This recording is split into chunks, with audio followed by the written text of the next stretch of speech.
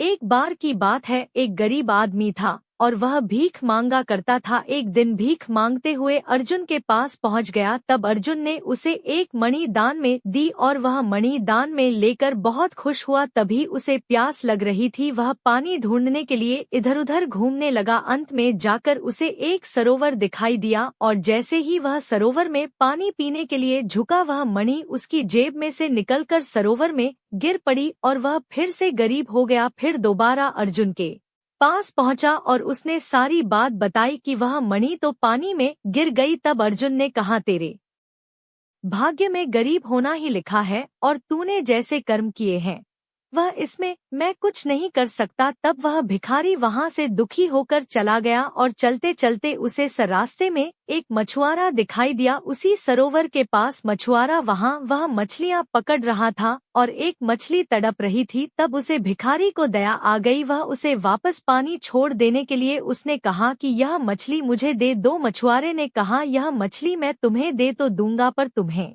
इसकी कीमत देनी पड़ेगी। वह भिखारी ने कहा कि कितनी कीमत देनी पड़ेगी? एक मछली की कीमत 10 पैसे देनी पड़ेगी तुम्हें। ठीक है, मैं 10 पैसे दे दूंगा, यह मछली तुम मुझे दे दो। उसमें वह मछली ले ली। तड़प रही थी और उसे मछली के गले में वह मणि फांसी हुई थी जो उसके हाथ से गिर गई थी और भिखारी को पता पड़ गया कि मछली की गले में मणि है। वह यह बात सुनकर बहुत खुश हुआ और जोर जोर से झाड़ियां की तरफ जाने लगा और कहने लगा, वह मुझे मिल गई, वह मुझे मिल गई। और वहां झाड़ियां में चोर चुपके हुए बैठे थे। वह कहीं से धन चुरा कर लाए थे। उन चोरों ने समझा के इस हमारे आने की सूचना मिल गई है और वह उसे भिखारी के डर के मारे वही अपना चोरी किया हुआ धन छोड़कर चले गए और वह धन भी उसे मिल जाता है। चोरों का चुराया हुआ धन भी उस मिल जाता है। तब अर्जुन कृष्ण से पूछते हैं, भगवान यह आपकी कैसी माया है? यह अभी एक पल में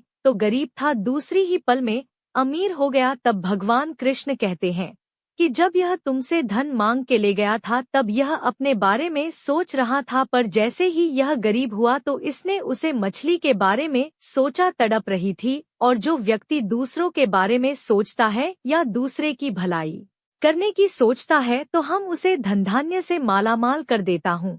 उसे कभी किसी बात की कमी नहीं होने देता हूँ।